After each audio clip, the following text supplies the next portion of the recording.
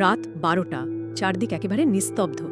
দেশের বড় বড় খবরের কাগজের অফিসগুলোতে হঠাৎ করে বিদ্যুৎ সংযোগ বিচ্ছিন্ন করে দেওয়া হলো। একদম কোনো ওয়ার্নিং ছাড়াই। হ্যাঁ, আর ভোরের আলো ফোটার আগেই হাজার হাজার বিরোধী নেতা, সমাজকর্মী আর সাংবাদিকদের বলতে গেলে রাতের অন্ধকারেই তুলে নিয়ে গিয়ে জেলে পোড়া হলো।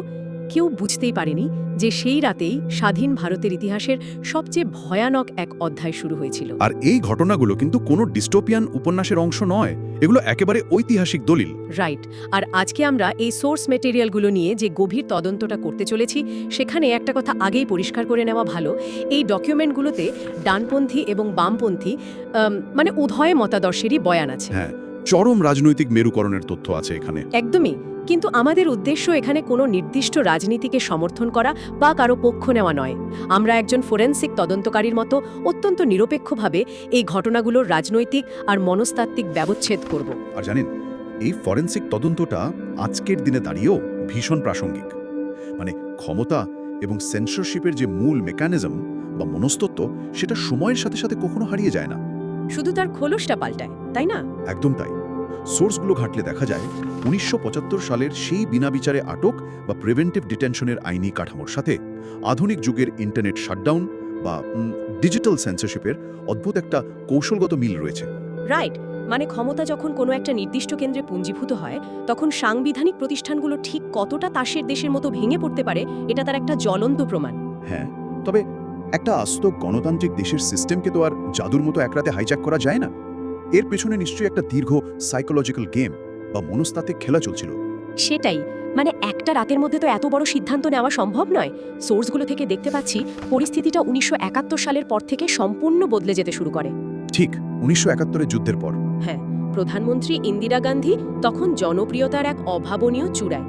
গরিবি হটাও স্লোগান আর যুদ্ধের জয়ের পর তাকে নিয়ে একটা মিথ তৈরি হয়ে গিয়েছিল। কিন্তু ঠিক তারপরেই দেশের অর্থনীতি হুড়মুড় করে ভেঙে পড়ে। আর ওই অর্থনৈতিক পতনটাই ছিল গোটা ডামাডোলের মূল অনুঘটক। আন্তর্জাতিক বাজারে তেলের দাম মারাত্মকভাবে বৃদ্ধি পায়। পরপর কয়েক বছর বর্ষার ব্যর্থতায় দেশে তীব্র খাদ্য সংকট দেখা দেয়। তার সাধারণ মানুষের নাভিশ্বাস ওঠা মতো অবস্থা। একদম। আর তার সাথে যুক্ত হয় লাগাম ছাড়া বেকারত্ব। মানুষের মনস্তত্ত্বে যখন অস্তিত্বের সংকট তৈরি হয়, তখন তাদের মধ্যে একটা প্রবল ক্ষোভ জমতে শুরু করে।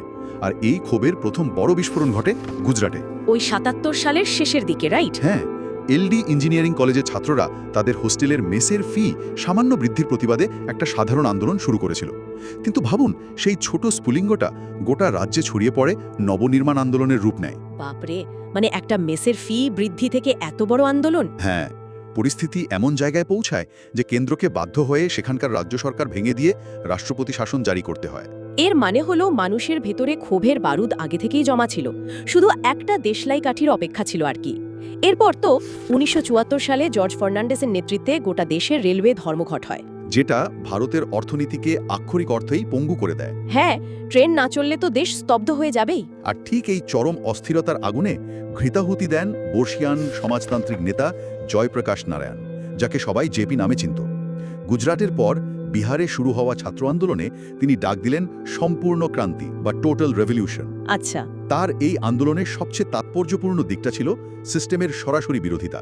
তিনি খোলাখুলিভাবে পুলিশ, সামরিক বাহিনী এবং সরকারি আমলাদের নির্দেশ দিলেন তারা যেন সরকারের কোনো বেআইনি আদেশ আর মেনে না চলে। সিরিয়াসলি? এটা তো যে কোনো নির্বাচিত সরকারের জন্য একটা অশনি সংকেত। পুলিশ আর সেনাকে যদি সরকারের কথা না শুনতে বলা হয়, সেটাকে তো সরকার সরাসরি একটা রাষ্ট্রদ্রোহ বা সেনা অভ্যুত্থানের হুমকি হিসেবেই দেখবে। একদম ঠিক ধরেছেন। আর এখানেই আসে একজন কোণঠাসা নেতার মনস্তত্ত্ব। যখন চারপাশ থেকে রাজনৈতিক চাপ বাড়তে থাকে, তখন একজন নেতা অত্যন্ত রক্ষণাত্মক হয়ে পড়েন। নিজের গদি বাঁচানোর একটা মরিয়া চেষ্টা শুরু হয়। হ্যাঁ, আর এই সমস্ত কিছুর মধ্যে কফিনের শেষ পেরেকটা পোতে 1975 সালের 12 জুন এলাহাবাদ হাইকোর্টের একটা ঐতিহাসিক রায়। বিচারপতি জগমোহনলাল সিনহা রায় দেন যে প্রধানমন্ত্রী ইন্দিরা গান্ধী 71 সালের নির্বাচনে সরকারি যন্ত্রপাতির অপব্যবহার করেছেন। দাঁড়ান, খোদ দেশের প্রধানমন্ত্রীকে নির্বাচনী দুর্নীতির দায়ে দোষী সাব্যস্ত করা হলো? হ্যাঁ, শুধু তাই নয়, আগামী 6 বছরের জন্য তার কোনো নির্বাচনে দাঁড়ানোর উপর নিষেধাজ্ঞাও জারি করা হয়। ও গড, এটাকে যদি আমি একটা প্রেসার কুকারের সাথে তুলনা করি, যখন চারদিক থেকে প্রেসার বাড়ছে, তখন প্রেসার রিলিজ করার বদলে যদি ভালভটা সম্পূর্ণ বন্ধ করে দেওয়া হয়, তখন তো ব্লাস্ট হবেই। একদম পারফেক্ট উপমা। কিন্তু নিজের রাজনৈতিক গদি বাঁচানোর এই মরিয়া চেষ্টাকে দেশের নিরাপত্তা বিপন্ন বলে চালিয়ে দেওয়া, এটা কিভাবে সম্ভব? যখন একজন নেতার রাজনৈতিক অস্তিত্ব হুমকির মুখে পড়ে তখন কি তিনি সত্যিই নিজের টিকে থাকাটাকে দেশের নিরাপত্তার সাথে গুলিয়ে ফেলেন? আসলে ক্ষমতার একটা অদ্ভুত বিভ্রম আছে। একনায়কতন্ত্রের দিকে এগোনো নেতারা একটা পর্যায়ে গিয়ে নিজেদের অস্তিত্ব আর রাষ্ট্রের অস্তিত্বকে সমার্থক ভাবতে শুরু করেন। মানে আমি না থাকলে দেশটাই ভেঙে পড়বে। আচ্ছা, ওই সাইকোলজিক্যাল জাস্টিফিকেশন। হ্যাঁ, এই মনস্তাত্ত্বিক সাফাই থেকে শুরু হয় সংবিধানকে নিজের সুবিধামতো ব্যবহার করার খেলা। আর 25শে জুন রাতে ঠিক সেই মেকানিজমটাই কার্যকর করা হয়েছিল। তাহলে সেই 25শে জুন রাতের ঘটনাগুলোর মেকানিজমটা একটু গভীরে গিয়ে দেখা যাক। প্রধানমন্ত্রী এবং তার বিশ্বস্ত উপদেষ্টা মানে পশ্চিমবঙ্গের তৎকালীন মুখ্যমন্ত্রী সিদ্ধার্থ শঙ্কর রায় সোজা গিয়ে হাজির হলেন রাষ্ট্রপতি ফখরুদ্দিন আলী আহমেদের কাছে রাতের বেলাতে। হ্যাঁ, আর সংবিধানে সই করা একটা মাত্র কলমের আঁচড়ে জরুরি অবস্থা জারি হলো। কিন্তু এখানে আমার একটা দ্বন্দ্ব আছে। দেশে তো 1971 সালের যুদ্ধের কারণে আগে থেকে একটা জরুরি অবস্থা জারি ছিল, তাই না? হ্যাঁ ছিল। তাহলে নতুন করে আবার ইমার্জেন্সি কেন জারি করতে হলো? খুব ভালো প্রশ্ন। সিদ্ধার্থ শঙ্কর রায় এখানে একটা সাংঘাতিক আইনি লুপহোল বা ফাঁক কাজে লাগিয়েছিলেন। সংবিধানের 352 নম্বর অনুচ্ছেদে বলা ছিল, যুদ্ধ বা বহিরাগত আক্রমণের পাশাপাশি ইন্টারনাল ডিস্টারবেন্স বা অভ্যন্তরীণ গোলযোগ এর কারণেও জরুরি অবস্থা জারি করা যায়। আচ্ছা, মানে আগেরটা ছিল এক্সটার্নাল হুমকির জন্য। হ্যাঁ, এই নতুন অভ্যন্তরীণ শব্দবন্ধটা এতই অস্পষ্ট আর সুবিধাজনক ছিল যে সরকার বিরোধী রাজনৈতিক আন্দোলনকেও দেশের নিরাপত্তার জন্য চরম হুমকি হিসেবে ব্যাখ্যা করতে পারল। এই একটা আইনি শব্দের জোরে পুরো সংবিধানের আত্মাকে বন্দী করে ফেলা হলো। অবিশ্বাস্য। আর ঠিক এই আইনি কাঠামোর সুযোগ নিয়েই তো রাতের অন্ধকারে সেই গ্রেফতারির মেকানিজমটা চালু হলো, তাই না? একদম তাই। আমি সোর্সগুলোতে বারবার দুটো নামের উল্লেখ পাচ্ছি, মিসা এবং ডিআইআর। বিরোধী নেতা থেকে শুরু করে সমাজকর্মী প্রায় 1,10,000 মানুষকে তুলে নিয়ে যাওয়া হয়েছিল। কিন্তু এই আইনগুলো ঠিক কিভাবে কাজ করত যে পুলিশ এত সহজে সবাইকে বিনা বিচারে আটকে রাখতে পারল? দেখুন, স্বাভাবিক সময়ে পুলিশ কাউকে গ্রেফতার করতে গেলে ওয়ারেন্ট লাগে, কোর্টে পেশ করতে হয়, কারণ নাগরিকের সুরক্ষার জন্য সংবিধানে চেকস অ্যান্ড ব্যালেন্স রয়েছে। কিন্তু ডিআইআর মানে ডিফেন্স অফ ইন্ডিয়া রুলস আর মিসা মানে Maintenance of Internal Security Act এর মেকানিজমটা সম্পূর্ণ ভিন্ন ছিল। এগুলো তো মনে হয় দেশের চরম শত্রুদের মোকাবেলা করার জন্য তৈরি হয়েছিল, তাই না? ঠিক তাই।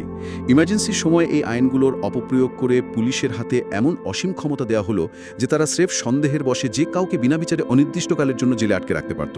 বাপরে! জয়প্রকাশ নারায়ণ, মোরারজি দেশাই, লালকৃষ্ণ আডবাণী থেকে শুরু করে হাজার হাজার সাধারণ মানুষকে এই আইনি ফাঁদে আটকানো হয়েছিল। না, এটা মেনে নেওয়া অত্যন্ত কঠিন। মানে একটা গণতান্ত্রিক রাষ্ট্রে নাগরিকের শেষ রক্ষাকর্তা তো সুপ্রিম কোর্ট। পুলিশ বা সরকার যদি ক্ষমতার অপব্যবহার করে, মানুষ তো আদালতের কাছেই যাবে। সেই চরম সংকটের মুহূর্তে দেশের সর্বোচ্চ আদালত কি করছিল? ইমার্জেন্সির সবচেয়ে বড় প্রাতিষ্ঠানিক ব্যর্থতাটা এখানেই লুকিয়ে আছে। আপনি এডিএম জবলপুর বনাম শিবকান্ত শুক্লা কেসটার কথা ভাবুন, যা ভারতের আইনি ইতিহাসে হেবিয়াস কর্পাস কেস নামে কুখ্যাত। যেখানে প্রশ্ন উঠেছিল যে জরুরি অবস্থা চলাকালীন রাষ্ট্র কি মানুষের জীবনের অধিকারও কেড়ে নিতে পারে? হ্যাঁ, সংবিধানের 21 নম্বর অনুচ্ছেদ। আর জানেন সুপ্রিম কোর্টের 5 জন শীর্ষ বিচারপতির বেঞ্চ কি রায় দিয়েছিল? 5 জনের মধ্যে 4 জনই সরকারের পক্ষে রায় দিয়েছিলেন। বলেন কি? 4 জন বাঘা বাঘা বিচারপতি একসাথে কিভাবে মেনে নিলেন যে রাষ্ট্রের অধিকার আছে নাগরিকের জীবন কেড়ে নেওয়ার? এর পেছনে কি কোনো শক্ত আইনি যুক্তি ছিল নাকি শুধুই ভয় কাজ করছিল? তারা একটা অত্যন্ত অদ্ভুত আইনি যুক্তি খড়া করেছিলেন। তারা বলেছিলেন, যেহেতু সংবিধানে জরুরি অবস্থার বিধান আছে, তাই জরুরি অবস্থার সময় রাষ্ট্রপতির আদেশের ওপর আদালতের কোনো এখতিয়ার থাকতে পারে না। মানে সংবিধানের নিয়ম মেনে সংবিধানের মৌলিক অধিকারগুলোকে বাতিল করা যায়? এটা তো কোনো যুক্তিই হলো না। একদমই না। এটা আসলে কোনো নিরপেক্ষ আইনি যুক্তি ছিল না। এটা ছিল এক্সিকিউটিভ পাওয়ার বা শাসন বিভাগের অসীম ক্ষমতার কাছে বিচার বিভাগের সম্পূর্ণ আত্মসমর্পণ। তবে হ্যাঁ, ওই 5 জনের মধ্যে একমাত্র বিচারপতি এইচ.আর. খান্না সাহসের সাথে ভিন্ন মত পোষণ করেছিলেন। উনি কি বলেছিলেন? তিনি বলেছিলেন, জীবনের অধিকার সংবিধানেরও আগে তৈরি হওয়া একটা মৌলিক মানবিক অধিকার। রাষ্ট্র সেটা কোনোভাবেই কেড়ে নিতে পারে না। আর এই একটা রায়ের জন্য পরবর্তীকালে তাকে ভারতের প্রধান বিচারপতি হওয়ার সুযোগ থেকে বঞ্চিত করা হয়। তার মানে ভয় দেখিয়ে পুরো প্রাতিষ্ঠানিক সিস্টেমটাকে পঙ্গু করে দেওয়া হয়েছিল। আর এই ভয়ের সবচেয়ে বড় মেকানিজম ছিল সংবাদ মাধ্যমের কণ্ঠরোধ। খবরের কাগজের অফিসগুলোতে ইলেকট্রিসিটি কাট করে দেওয়াটা তো একটা সাময়িক পদক্ষেপ। হ্যাঁ, ওটা তো শুধু প্রথম রাতে ধাক্কা ছিল। কিন্তু দীর্ঘমেয়াদে সংবাদ মাধ্যমকে আটকে রাখার জন্য তো একটা প্রাতিষ্ঠানিক রূপ তৈরি করা হয়েছিল। সোর্সগুলো বলছে সরকার চিফ প্রেস অ্যাডভাইজার নামে একটা নতুন পদই তৈরি করে ফেলেছিল। কারণ যে কোনো একনায়কতন্ত্রের প্রথম লক্ষ্য হল তথ্যের গতিপথ নিয়ন্ত্রণ করা। সরকার প্রি সেন্সরশিপ চালু করল। প্রি সেন্সরশিপ মানে ছাপার আগে চেক করা। ঠিক তাই। এর মেকানিজমটা খুব সহজ। খবরের কাগজে পরের দিন কি ছাপা হবে সেটা আগের রাতে সরকারি অফিসারদের দেখিয়ে অনুমোদন করিয়ে আনতে হবে। বিরোধী নেতাদের গ্রেফতারের খবর, সুপ্রিম কোর্টের রায়ের সমালোচনা, এমনকি ইমার্জেন্সির বিরুদ্ধে কোনো কথা, সব কিছুই নিষিদ্ধ হয়ে গেল। এর ফলে সাংবাদিকদের মধ্যে নিশ্চয়ই একটা তীব্র সেলফ সেন্সরশিপ বা নিজস্ব ভয়ের বাতাবরণ তৈরি হয়েছিল। হ্যাঁ, লালকৃষ্ণ আডবাণী সংবাদ মাধ্যমের এই চরম আত্মসমর্পণের কথা বলতে গিয়ে একটা সাংঘাতিক মন্তব্য করেছিলেন। তিনি বলেছিলেন, "When you are asked to bend, you chose to crawl." মানে আপনাদের শুধু মাথা নোয়াতে বলা হয়েছিল, কিন্তু আপনারা মাটিতে হামাগুড়ি দেওয়াটাই বেছে নিয়েছেন। সত্যি, এটা সিস্টেমের একটা ডার্ক রিয়ালিটি। একদম। কিন্তু সোর্স খাটলে দেখা যায় সবাই কিন্তু হামাগুড়ি দেয়নি। গৌরকিশোর ঘোষের মতো সাংবাদিকদের প্রতিবাদটা মনস্তাত্ত্বিকভাবে অনেক বেশি শক্তিশালী ছিল। হ্যাঁ, গৌরকিশোর ঘোষ, যিনি রূপদর্শী ছদ্মনামে লিখতেন, তার প্রতিবাদটা ছিল এক নীরব অথচ তীব্র চপেটাঘাত। বাক স্বাধীনতা কেড়ে নেওয়ার প্রতিবাদে তিনি নিজের মাথা ন্যাড়া করে ফেলেছিলেন। সিরিয়াসলি? হ্যাঁ, মাথা ন্যাড়া করে ফেলেন। হ্যাঁ। এটা যেন আক্ষরিক অর্থে গণতন্ত্রের মৃত্যুতে শোক পালন। তিনি তার ১৩ বছরের ছেলেকে একটা খোলা চিঠি লেখেন, যা আন্ডারগ্রাউন্ড নেটওয়ার্কের মাধ্যমে সারা দেশে ছড়িয়ে পড়েছিল। তারপর কি হলো ওর? এর পরিণতি হিসাবে তাকে এবং আর এক বিখ্যাত সাংবাদিক বরুণ সেনগুপ্তকে জেলে যেতে হয়। এই ঘটনাগুলো প্রমাণ করে যে রাষ্ট্র যখন তথ্য নিয়ন্ত্রণ করে, তখন নীরবতাই সবচেয়ে নিরাপদ হেডলাইনে পরিণত হয় ঠিকই, কিন্তু মানুষের অদম্য স্পৃহাকে পুরোপুরি মেরে ফেলা যায় না। একদমই। কিন্তু একটা ব্যাপার দেখুন, যখন খবরের কাগজের কণ্ঠরোধ করা হয়, তখন সমাজ কেবল সত্য জানা থেকে বঞ্চিত হয়। কিন্তু একটা জাতিকে মানসিকভাবে পুরোপুরি পঙ্গু করতে গেলে তাদের সংস্কৃতি এবং স্বপ্নের জায়গাগুলোকেও নিয়ন্ত্রণ করতে হয়। Right, cultural control. আর ঠিক এই কারণে ইমার্জেন্সির অন্ধকার ছায়া সরাসরি গিয়ে পড়েছিল গ্ল্যামারাস বিনোদন জগৎ বা বলিউডের উপর। সোর্সগুলো বলছে, তৎকালীন তথ্য ও সম্প্রচার মন্ত্রী বিদ্যাচরণ শুক্লা এবং প্রধানমন্ত্রী পুত্র সঞ্জয় গান্ধীর একটা এক্সট্রা কনস্টিটিউশনাল অথরিটি বা অসাংবিধানিক ক্ষমতা তৈরি হয়েছিল। কারণ ক্ষমতাশালীর কাছে শিল্পের চেয়ে বড় ভয়ের কারণ আর কিছু হতে পারে না। শিল্প মানুষকে প্রশ্ন করতে শেখায়। সরকারের মূল লক্ষ্য ছিল বলিউডকে তাদের প্রোপাগান্ডা মেশিনে পরিণত করা। আর যারা রাজি হয়নি, যারা এই কাজে রাজি হয়নি, তাদের উপর রাষ্ট্রের সম্পূর্ণ ক্ষোভ গিয়ে পড়েছিল। এই অংশটা শুনলে তো একটা ডার্ক কমেডি বা ব্ল্যাক হিউমার বলে মনে হয়। আমাদের সবার প্রিয় গায়ক কিশোর কুমারকে বলা হয়েছিল সরকারের ২০ দফা কর্মসূচি নিয়ে রেডিও এবং টিভিতে একটা প্রচারমূলক জিঙ্গেল গাইতে। তিনি সেটা গাইতে সরাসরি অস্বীকার করেন। আর তার ফল কি হলো? ফলস্বরূপ অল ইন্ডিয়া রেডিও এবং দূরদর্শনে তার গান সম্পূর্ণ নিষিদ্ধ করে দেওয়া হলো। ভাবুন একবার, একজন প্রবাদ প্রতিমা গায়ক শুধু একটা সরকারি বিজ্ঞাপন গাইতে না চাওয়ায় তাকে রাষ্ট্রদ্রোহীর মতো ট্রিট করা হচ্ছে। একটা সিস্টেম কতটা ইনসিকিউর হলে এমনটা করতে পারে? এই ইনসিকিউরিটি বা নিরাপত্তাহীনতাই হল যে কোনো স্বৈরতন্ত্রের আসল রূপ। শুধু কিশোর কুমার নন, অভিনেতা দেবানন্দ সরকারের এই আচরণের বিরুদ্ধে এতটাই ক্ষুব্ধ হয়েছিলেন যে তিনি প্রতিবাদে ন্যাশনাল পার্টি অফ ইন্ডিয়া নামে একটা রাজনৈতিক দলই তৈরি করে ফেলেন। সত্যি? মানে বলিউডের অভিনেতা সরাসরি পলিটিক্যাল পার্টি বানিয়ে ফেললেন? হ্যাঁ, শুধু তাই নয়, সিনেমার বিষয়বস্তুর ওপরও সেন্সরশিপের কোপ পড়েছিল মারাত্মকভাবে।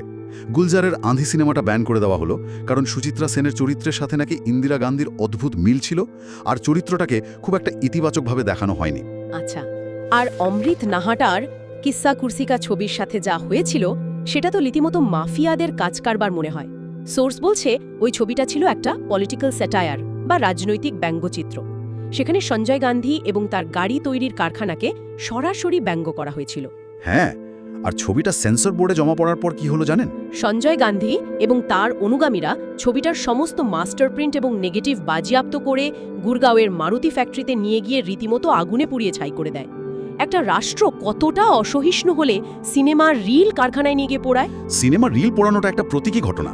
এটা বুঝিয়ে দেয় যে সরকার শুধু খবর নয়, মানুষের বিনোদন এবং চিন্তার স্বাধীনতাকেও পুড়িয়ে ছাই করে দিতে চেয়েছিল। কিন্তু সিনেমার রিল পোড়ানো বা খবরের কাগজের লাইন কেটে দেওয়ার চেয়েও অনেক বেশি ভয়ঙ্কর একটা অধ্যায় রয়েছে এই সোর্সগুলোতে। ইমার্জেন্সির সবচেয়ে অন্ধকার আর হৃদয় বিদারক রূপটা নেমে এসেছিল একদম নিচু তলার সহায় সম্বলহীন গরিব মানুষদের ওপর। এটা কেবল রাজনৈতিক দমনপীড়ন ছিল না, এটা ছিল মানুষের শরীরের উপর চালানো একটা নিষ্ঠুর যুদ্ধ। একদম। আপনি নিশ্চয়ই তুর্কমান গেট এবং জোরপূর্বক বন্ধাকরণ বা নসবন্দির মেকানিজমের কথা বলছেন। হ্যাঁ, ১৯৭৬ সালের এপ্রিল মাসের ঘটনা।